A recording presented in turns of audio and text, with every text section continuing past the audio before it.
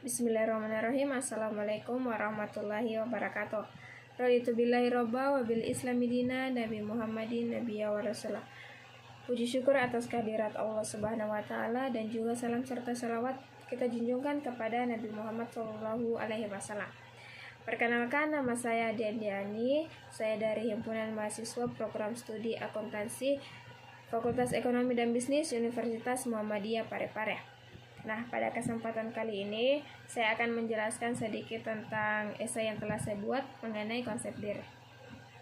Konsep diri sendiri ini dapat diartikan sebagai cara pandang kita pada pemahaman personal mengenai identitas individu itu sendiri.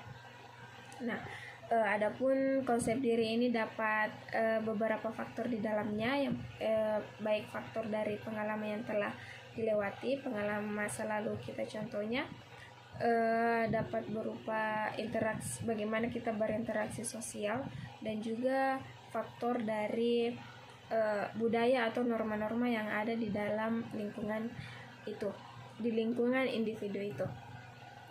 Nah, konsep diri yang positif ini dapat membuat individu atau dapat membantu individu dalam mengenal dirinya sendiri dengan baik. Nah, dan juga dapat memetakan permasalahan yang akan ia hadapi nantinya. Jadi individu itu bisa memecahkan masalah apa yang dihadapi, dan juga masalah itu akan menjadi motivasi bagi dirinya untuk kehidupan selanjutnya.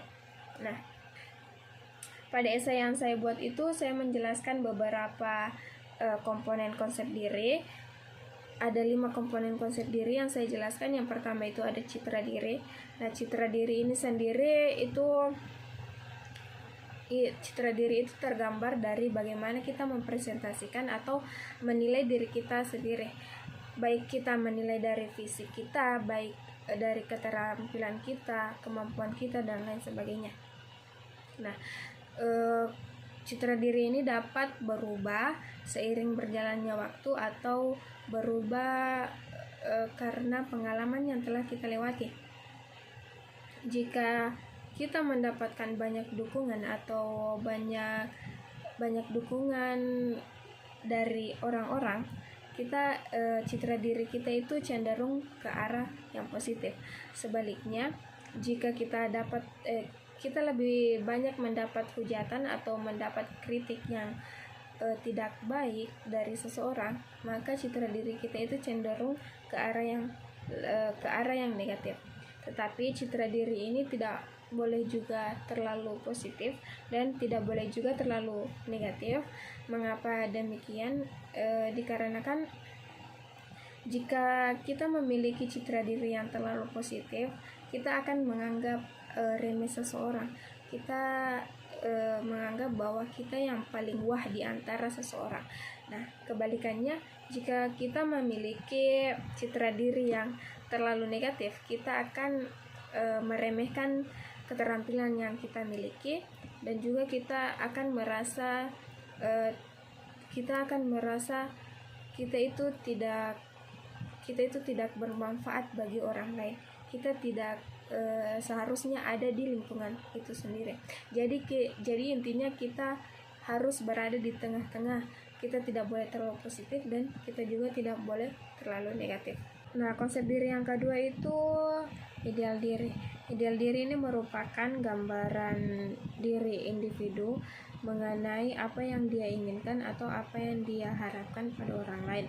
Nah, ideal diri ini dapat mencakup tentang impian, harapan, ataupun tujuan seseorang dalam menjalankan hidupnya. Ideal diri yang baik ini dapat memberikan motivasi bagi individu itu sendiri dalam menjalankan hidupnya ataupun dalam mengembangkan hidup ke depannya. Tetapi ideal diri ini juga dapat membuat kita tertekan atau dapat membuat kita stres jika apa yang diharapkan atau apa yang diinginkan ini tidak sesuai apa yang telah kita rencanakan, begitu. Jadi individu ini harus dapat menyesuaikan, harus dapat menyeimbangkan tentang ideal diri ini. Nah, komponen konsep diri yang selanjutnya itu peran diri. Peran diri ini merupakan pandangan tentang cara kita bertindak atau berperilaku dalam kelompok masyarakat atau kelompok sosial. Nah, peran diri ini dapat terbentuk dari berbagai pengalaman yang telah dihadapi oleh individu tersebut. Peran diri ini dapat diemban dan juga dapat dipilih oleh seseorang untuk mendapatkan hal baru dan juga untuk mendapatkan pandangan baru tentang peran yang akan diambilnya nanti.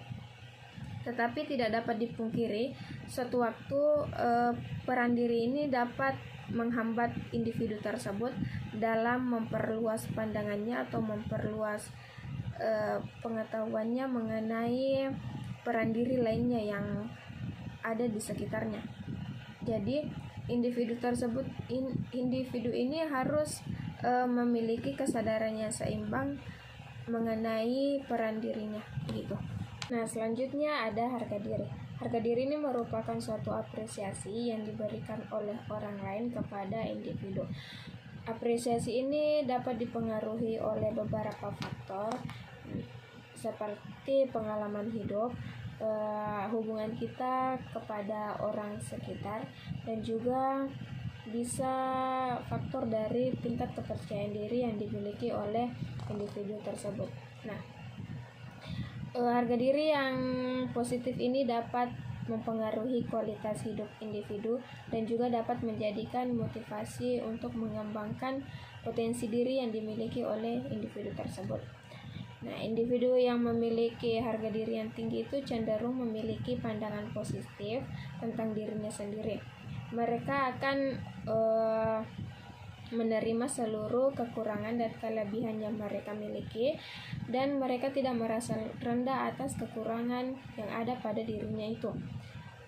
Individu yang memiliki harga diri yang tinggi itu juga pasti memiliki rasa percaya diri yang kuat dan juga tidak mudah dipengaruhi oleh komentar-komentar negatif yang diberikan kepadanya.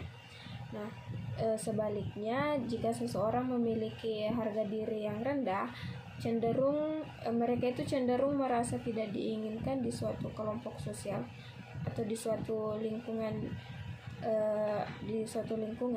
dan juga mereka akan sering meragukan kemampuan yang ia miliki. Jadi individu itu pasti seringkali merasa tidak cukup atas penghargaan yang telah ia raih. Nah, komponen konsep diri yang terakhir yaitu identitas diri. Identitas diri ini merupakan cara individu untuk mendefinisikan atau melakukan pendalaman kepada dirinya sendiri sebagai individu.